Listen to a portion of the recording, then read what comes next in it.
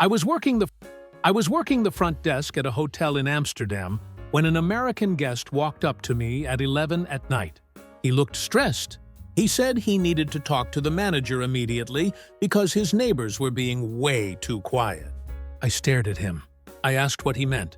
He said the people next door hadn't made a single sound in 3 hours, and he was convinced something was wrong. Maybe they were sick. Maybe they needed help. I told him that people here just go to sleep at normal hours. He looked at me like I'd said something in another language. He asked if I was sure they were okay. I told him, yes, Europeans just don't throw parties on a Tuesday night. He stood there for a minute, then walked back to his room looking confused. Another guest that same week complained that the elevator was broken because it wouldn't move until she pressed a button. She thought elevators were supposed to know which floor you wanted.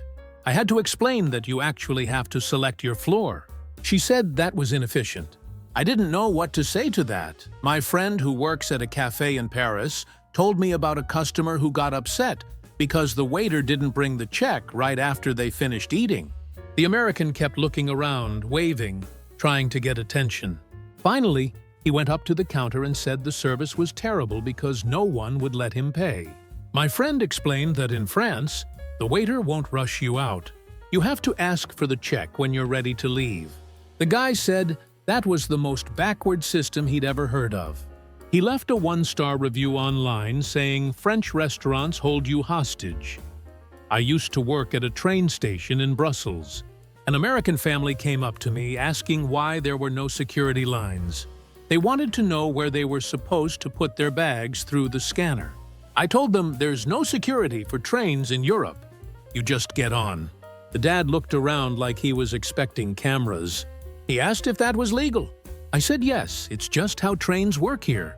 He said that back home, you can't even get on an Amtrak without going through security. I didn't tell him that wasn't true. He seemed stressed enough already. His wife asked if they needed to show their passports. I said no, just get on the train. They walked away whispering to each other like they'd discovered some kind of security flaw in the entire European rail system. These kinds of things happen all the time. Americans come to Europe expecting everything to work the same way it does back home. When it doesn't, they assume something's broken, or illegal, or just completely illogical.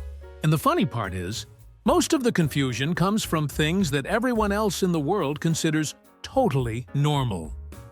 I was at a grocery store in Germany when I overheard an American couple arguing in the produce section. The woman was holding a bag of apples looking at the scale.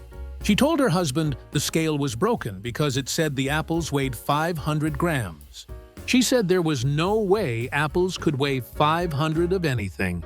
Her husband suggested maybe it was a European brand of apple that weighed more. I walked over and told them it was just the metric system.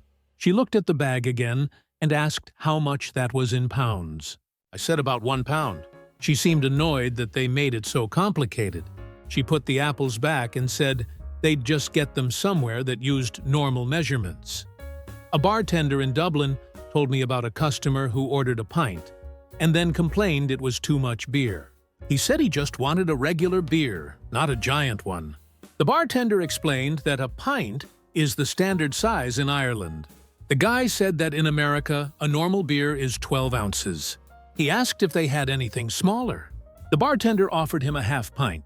The American said that sounded like a kid's size and just left. He went to another pub and probably had the same conversation. My cousin works at a car rental place in Spain. An American rented a car and came back 30 minutes later saying the car was broken. He said the speed thing wasn't working right. My cousin asked what he meant. The guy said he was going 60, but it felt way too slow, like the speedometer was lying. My cousin had to explain that it was kilometers per hour, not miles. The guy went silent. Then he said that explained why everyone was passing him on the highway. He'd been going 60 kilometers in an 80 zone thinking he was being a safe driver. He asked why they didn't just use miles like normal countries. My cousin said because almost every country uses kilometers. The guy said that was inconvenient for tourists. I have a friend who works at a pharmacy in Italy. She said an American came in asking for Tylenol. She told him they don't have that brand, but they have paracetamol, which is the same thing. He said he'd never heard of it and didn't want to take some random European drug. She explained it was literally the same medicine, just a different name. He asked why they changed the name. She said they didn't.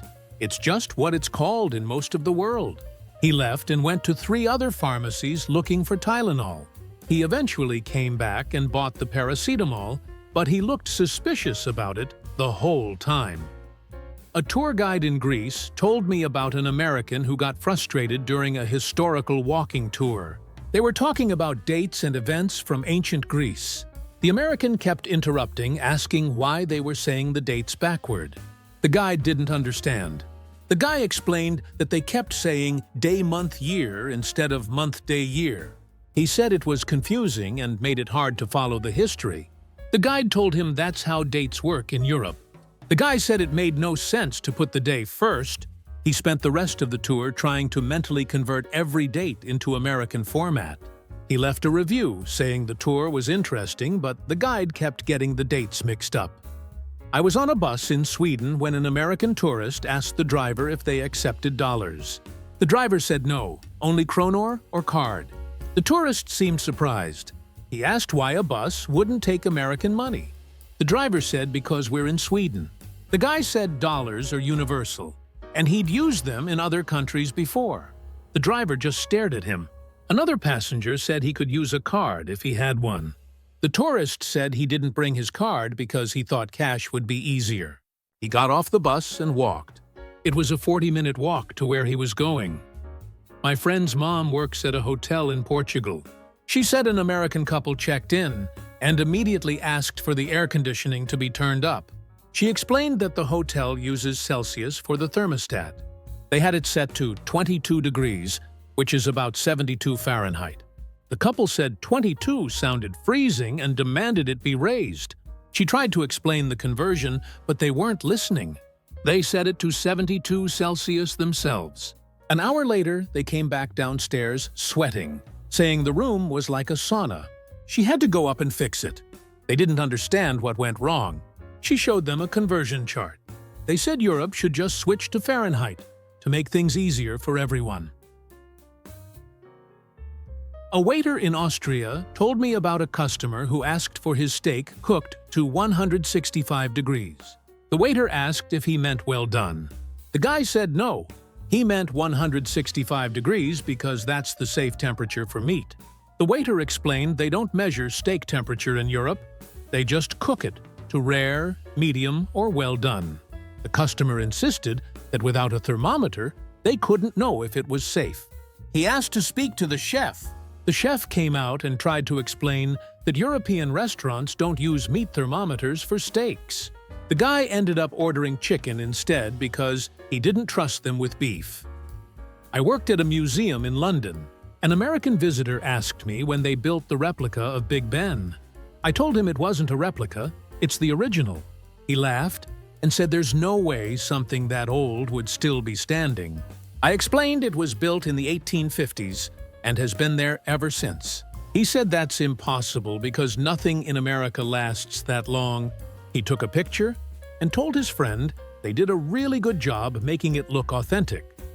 A teacher in Rome told me about an American student on a school trip who asked if the Colosseum was built for a movie. The teacher said no, it's 2,000 years old. The student asked why they didn't tear it down after filming Wrapped. Another student asked if the Roman Empire was named after the city or if the city was named after the empire. The teacher spent 20 minutes explaining timelines. One kid asked if Julius Caesar ever visited Rome. The teacher just stood there. My friend works at a tourist information center in Edinburgh. An American couple came in with a map asking where the border to England was. He showed them on the map. They asked if they needed to show their passports to cross. He said no, it's the same country. They seemed confused. The woman said she thought Scotland was separate. He explained that Scotland is part of the United Kingdom. She asked when that happened. He said 1707. She said that seemed recent. He didn't know how to respond to that. I was giving a tour of a castle in Germany. An American asked how they got electricity back when the castle was built. I said they didn't have electricity in the 1300s. He asked how they charged their phones. I thought he was joking. He wasn't. He genuinely wanted to know how medieval people charged devices. I explained that phones didn't exist yet. He said that must have been inconvenient. Another person on the tour asked how they took pictures of the castle being built if cameras weren't invented. I told them we have paintings and drawings. They said that's not the same as proof. A guide at the Anne Frank house in Amsterdam told me about a visitor who asked if Anne Frank was a real person or based on a true story. The guide said she was real. The visitor asked if the diary was published before or after the musical. The guide explained there was no musical, just the diary and a play. The visitor insisted they'd seen it on Broadway. They were thinking of a completely different show. The guide spent 15 minutes clarifying World War II history. The visitor left saying they learned a lot, but wished there was more about the musical. I have a friend who works at a bookstore in Paris. An American came in asking for books about French history in English. She showed him the section. He picked up a book about the French Revolution and asked if it was about the war where France fought America. She said no, that was a different war. He asked how many wars France had. She said many, over hundreds of years. He looked overwhelmed. He asked which war was the one with Napoleon. She said the Napoleonic Wars. He asked if that was before or after the Eiffel Tower was built. She said before. He put the book back and said French history was too complicated. A tour guide in Athens told me about an American who kept asking when Greece became a country. The guide said it's been around for thousands of years. The tourist said no. He meant when it became an official country, like with a flag and government. The guide explained that modern Greece was established in the 1800s, but Greek civilization goes back to ancient times. The guy said that was confusing because how can something be new and old at the same time? He asked if ancient Greece and modern Greece were related. The guide said yes, it's the same place. The tourist didn't seem convinced. I was working at a train station in Belgium when an American asked which country he was in. I said Belgium. He asked if that was near France. I said yes, we share a border. He asked if people here speak French. I said some do, and some speak Dutch. He asked why one country has two languages. I explained that Belgium has multiple language regions. He said that seemed like it would cause problems.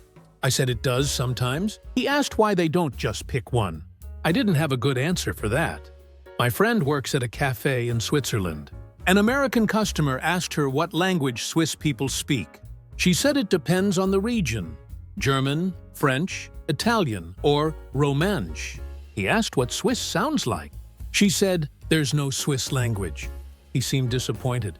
He said he wanted to learn some Swiss phrases before his trip. She tried to explain that he'd need to pick which language. He asked which one was the most Swiss. She suggested German since it's the most common.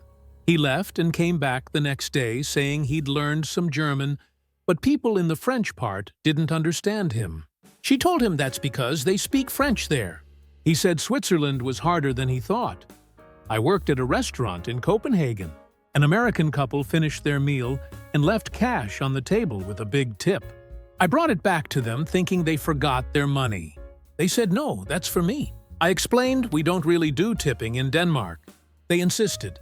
I told them I get paid a full wage. They said they wanted to tip anyway because the service was good. I accepted it but felt awkward. They came back the next night and did the same thing. They told their friends that servers in Denmark try to refuse tips because they're too polite. That's not why.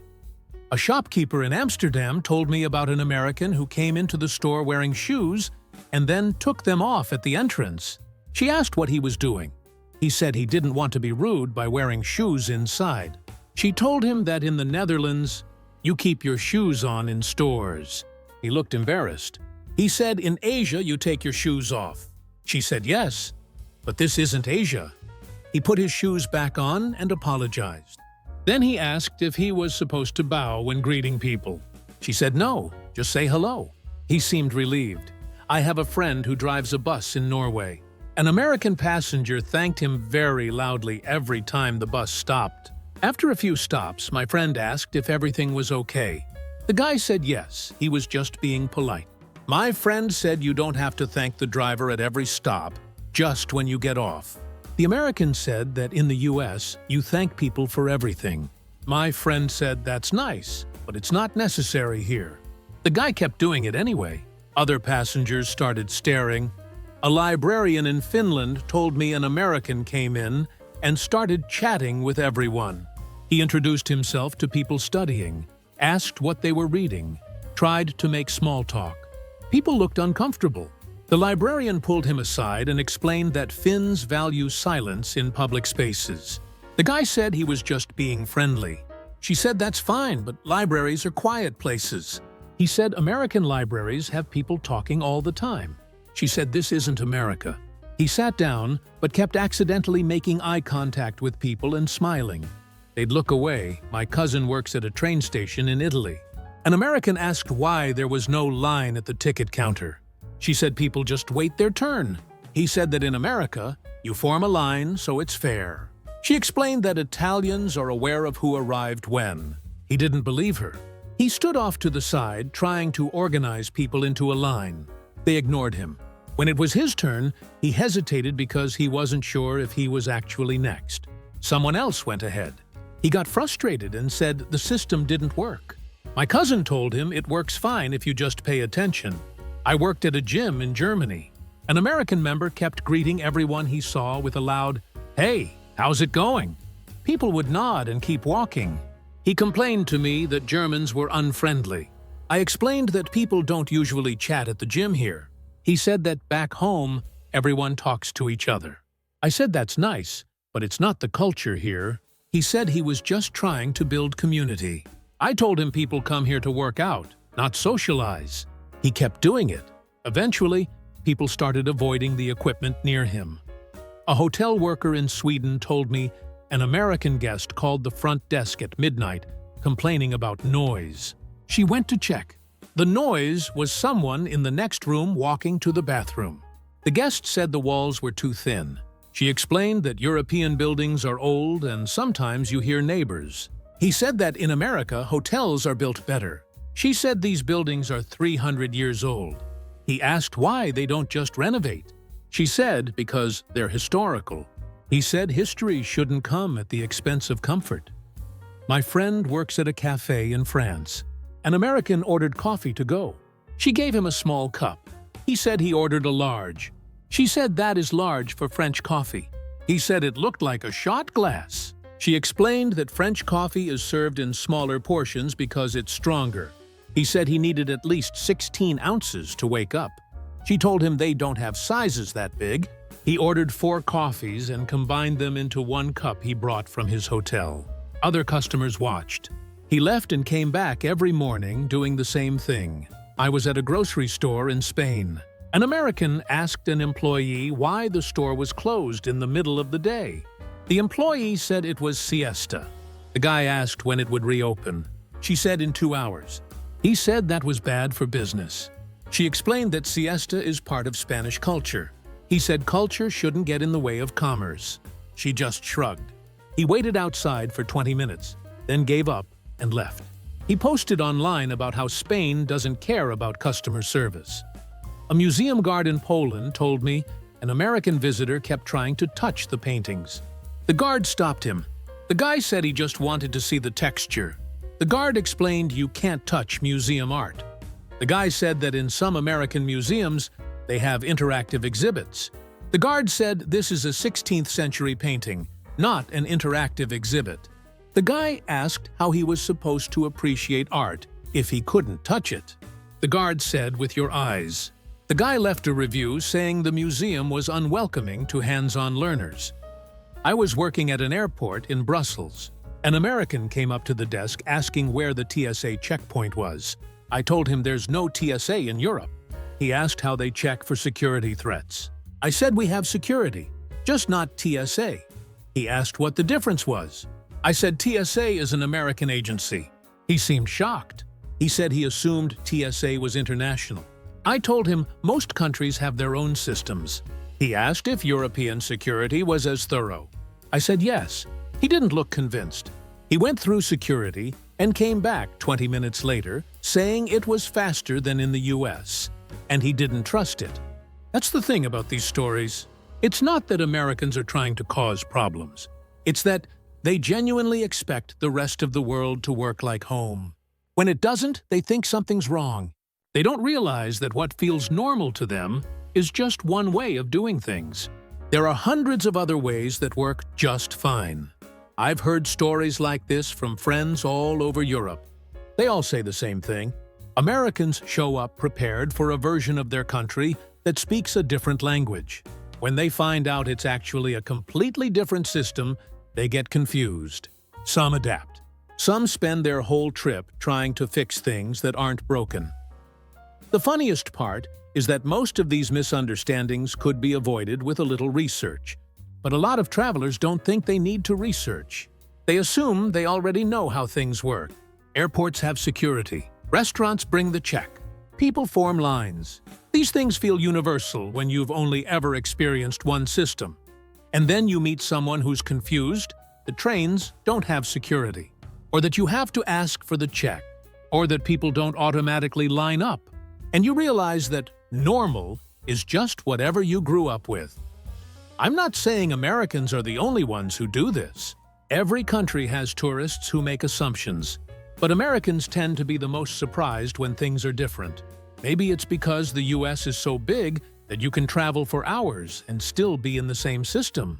Or maybe it's because American culture is so widespread that it feels like the default. Either way, these stories keep happening. And they're always funny in the same way. Someone shows up expecting one thing, finds another, and spends the whole interaction trying to make sense of it. Meanwhile, the local is just standing there wondering why this is so complicated. And trust me, these stories never stop coming. Every summer, a new wave of travelers arrives. And every summer, someone tries to tip in a country that doesn't tip, or panics because the elevator buttons are different, or gets confused about why people don't smile at strangers. It's the same cycle every year, but that's what makes